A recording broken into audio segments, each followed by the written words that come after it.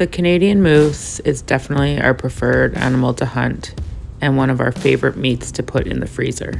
I'm almost positive there aren't many days that go by where Chase is not thinking about these 3 weeks in the fall where we get to hunt moose. So now it's definitely the spring, so we're gonna take you along for a day while we go explore and get prepared for our upcoming season. So as you can see, the snow is now gone in Northern Ontario, so it is now the perfect time to go moose scouting. Excited, Chase? Yes. And possibly do a little bit of shed hunting. So we're excited to get out. We're in a completely new unit.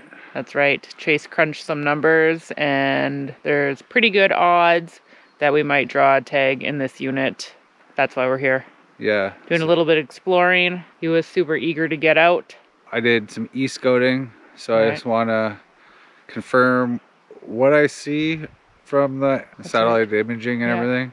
What sites do you use for that? I use Google Earth, Bing Maps, and Ontario Topo Maps. I scroll through a bunch of different imaging maps. That way you could see different dates. So some have the cuts, some don't have the cuts. Yeah, so depending when they were taken, I guess. Yeah, you gotta do your research. Cross-reference every map to see what's the most updated one. And then what are you looking for when you're e-scouting? Swamps, ponds, water coverage. Yeah, different where there's mature terrain.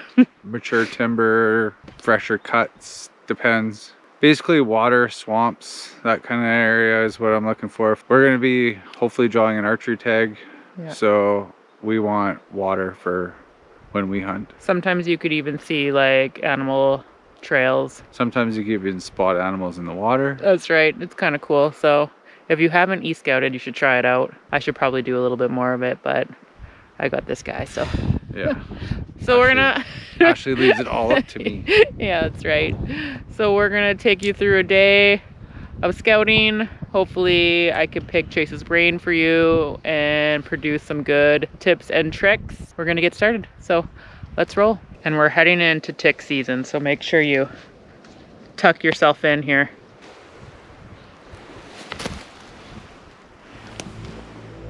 This guy doesn't mind so much, but me, on the other hand, don't want to get bit by no ticks.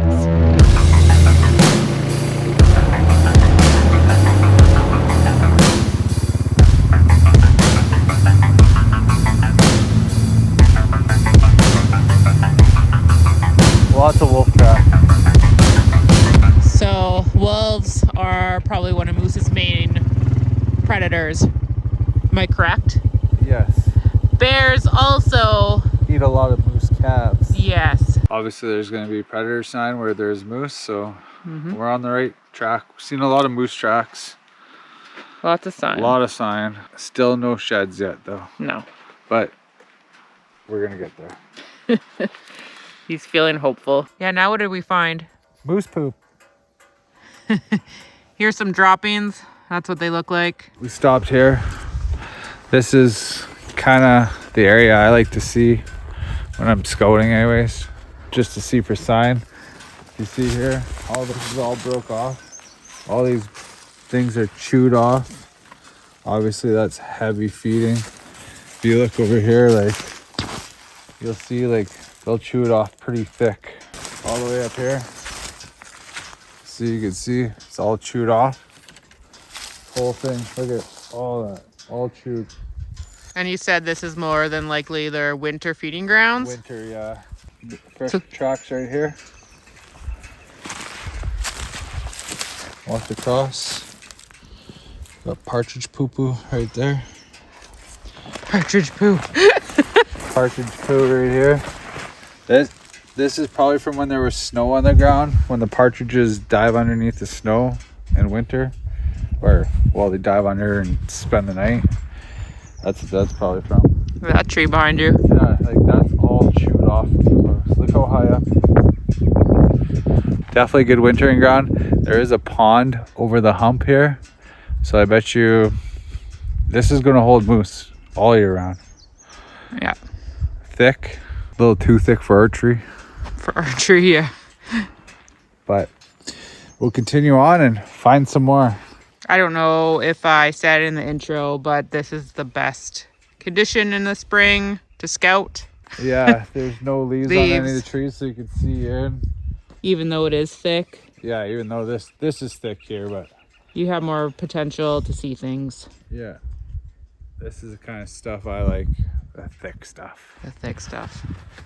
So continuing on. She's definitely moosey.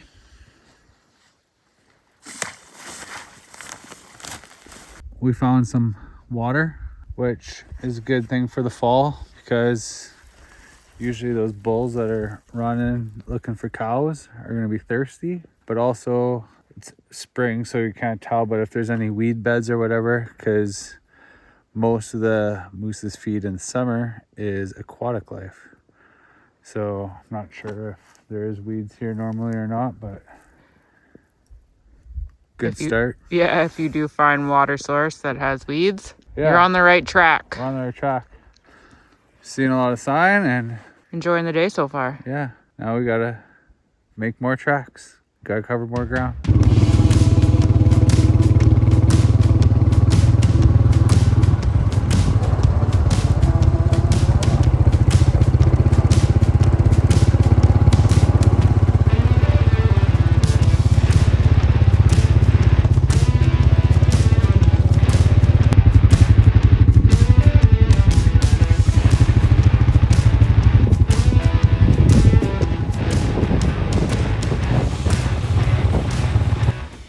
We found another good spot. And why is that, Chase? Got a lot of feed here. Young growth coming up. You got mature timber where the moose will hide. And they'll come out here and feed. Obviously, you could tell they wintered in here. Everything's mowed down. I don't know if you could tell from the video, but yeah. They're definitely in here. Here's another good thing to look for. Obviously, we're on a bull's trail. We rubbed this all off. Another spot right here. We rubbed, broke this one right off. And why do they do that? Oh, Oh. before that even, What else do you got? there's another one Oh, way down there. right there. I'll take a close up when we get there. There could be multiple reasons. One is to scrape velvet off. The other one's for mating, where they'll rock so that sound echoes off, letting everybody else in the area know. The big bulls in town. Yeah, leave scent. We gotta check that one out. Okay, we'll walk over there. There it is. There it is. What were the two other reasons, Chase? So, one's show dominance. In case of like there's two bulls, they'll rake, just showing and out of aggression. And then there's another one down the way too. Another one right here. We're definitely on his on his path.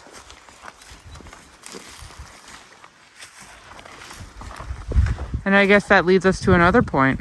Trails. Trails. You can see the trail. So once you And- can see this trail on the ground here, you can see it. Once this grows in with leaves and everything else, you'll never see these. That's why this time of year is a good time for the scouting. Getting pretty growing in. So if you have a GPS or anything, you could make a mark on that. Yes. What do you call that? A waypoint? Yeah, you could add a waypoint marking An animal trail? animal trail. You could mark And why the is it? scrapes Yeah. because for the most part they'll still use these travel paths year after The year. same trails, yeah. Yeah. So They're definitely another good sign. yeah. Chase just said he was an angry bull. He thrashed this right off. You could always tell because here's the broken pieces. This one was from here. More laying down from here, probably from there. This one was probably part of that. Which are all good signs. Which we're on the right track. That's what we're looking for today. Which I usually am, but Yeah. sometimes I go off track. Are you rolling? Yeah, I'm rolling. Guess what? It's a giant. Oh. So? It was a giant. Well, he could be a giant now. He could be. So there we go, our first piece of bone. All kinds of animals eat these things. Squirrels, porcupines, mice.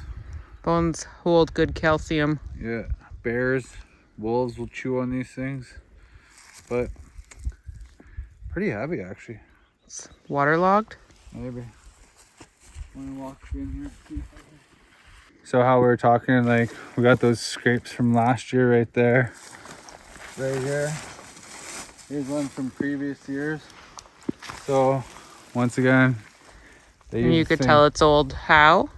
Well, see how it's all stained, like it's dark. Yes. But you could see it was all broke off and scraped. But So there's a older one. they're obviously using this area. So sheds are a good sign that animals are in the area. And if you do find one, chances are you'll find the set if you just look a little further. So don't give up. But you could also go down a rabbit hole. It could be right there. You could pass it. Yeah, And they're hard to spot sometimes.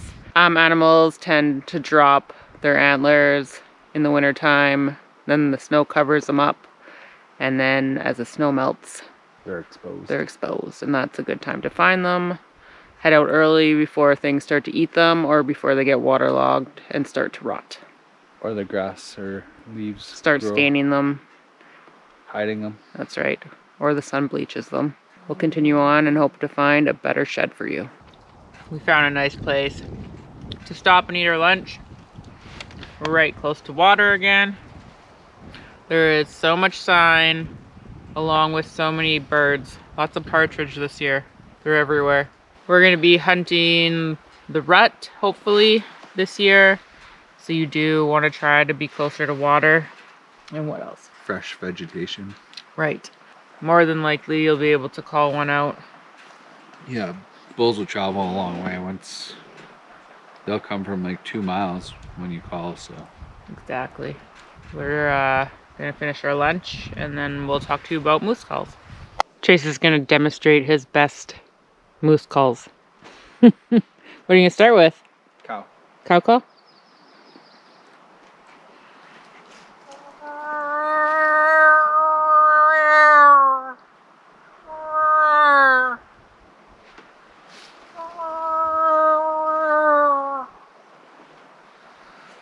Cow call. Nice.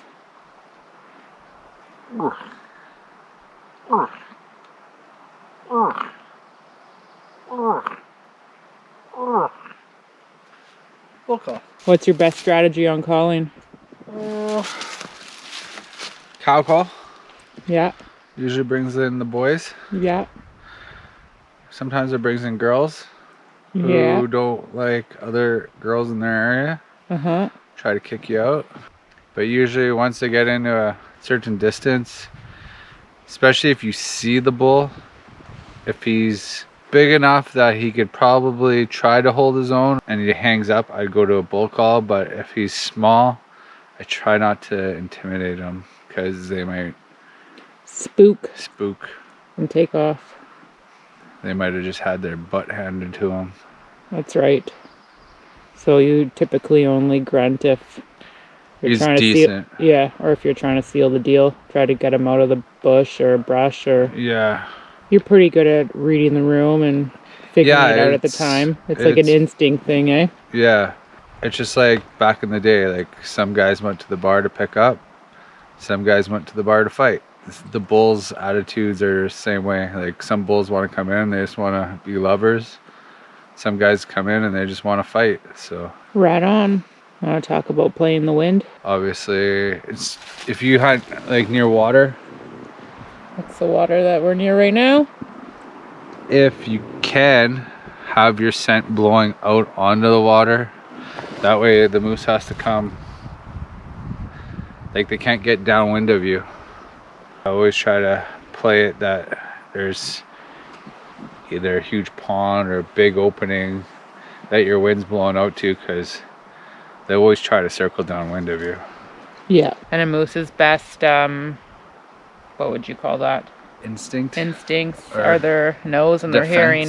Yeah, you can pull off movement and stuff like that, but scent's a big one. Once they smell you, or smell's the biggest one.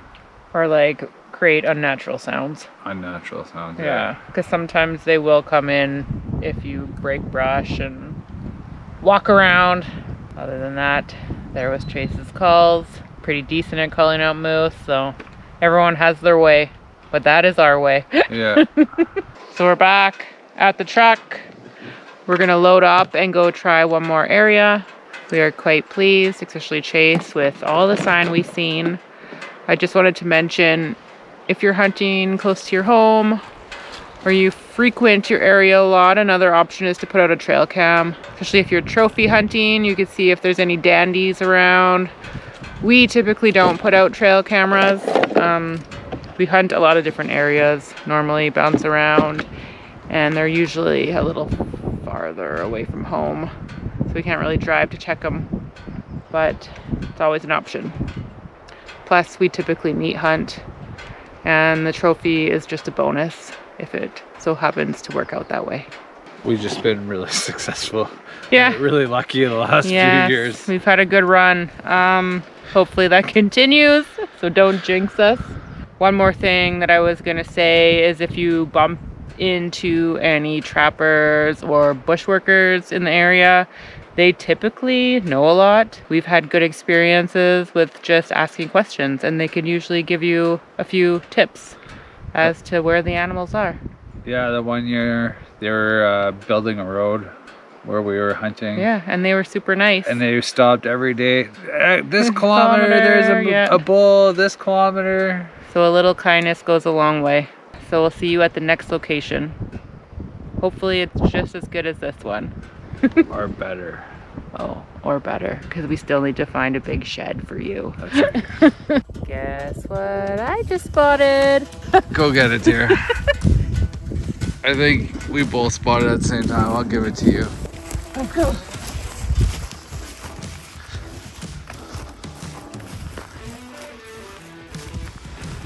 It's a fresh one. Look at that. That's a dandy. Now we're gonna have to try to find the second one. Look at that. That's awesome, hon.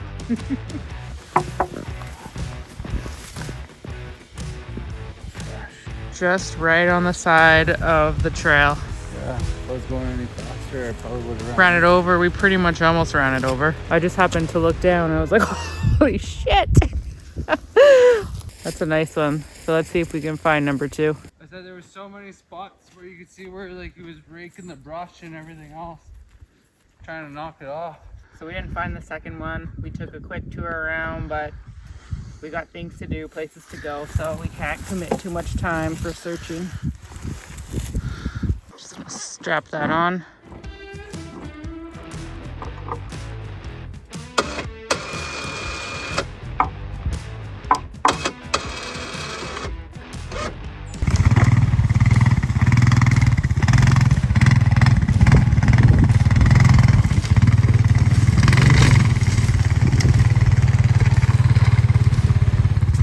I don't do the sketchy parts, so Chase just lets me off and I walk. Huh? What you doing? Trying to get to the best hunting spot in the world. Oh.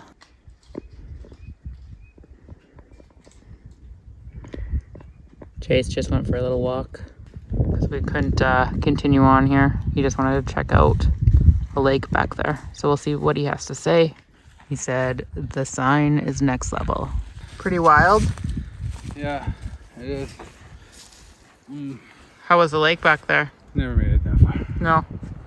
Well, you know they're there. Yeah, let's go check out a couple more spots in here. All right.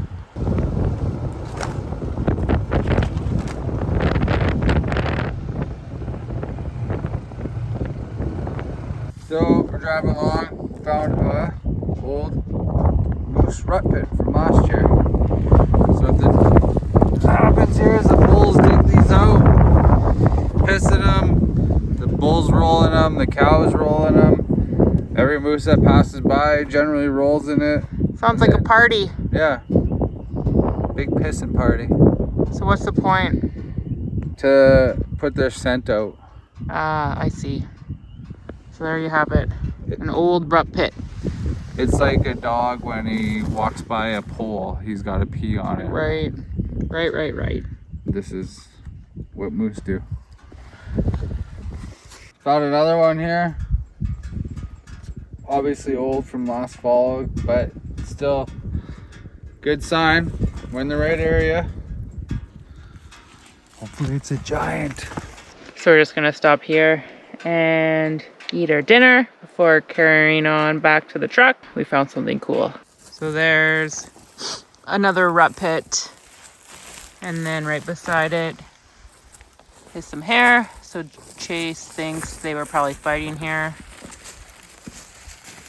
And right through here, you can kind of see that there's an animal trail. Chase says this is the prime location to zigzag back and forth through the woods to find sheds. That was a much needed nature day for Chase and I.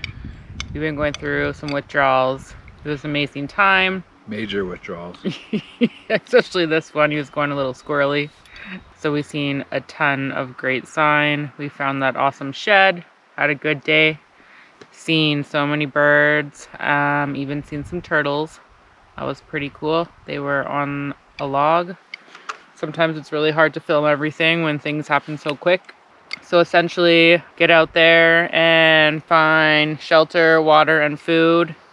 And hopefully you can connect with some moose this fall. Take all these tips and tricks with a grain of salt because Mother Nature does break the rules a lot. We've been out quite a bit, and what am I trying to say? What you're trying to say is most people hunt evening, night, or morning, night. Follow all the rules, the textbook rules, and we have had many circumstances that are opposite of that. So my biggest advice would just be to get out there and explore and learn for yourself. The more time you spend out there, the better your odds are. Nature teaches you. So with that being said, I hope you have a great spring, summer, and you guys all luck out and get a moose this fall. Take it easy.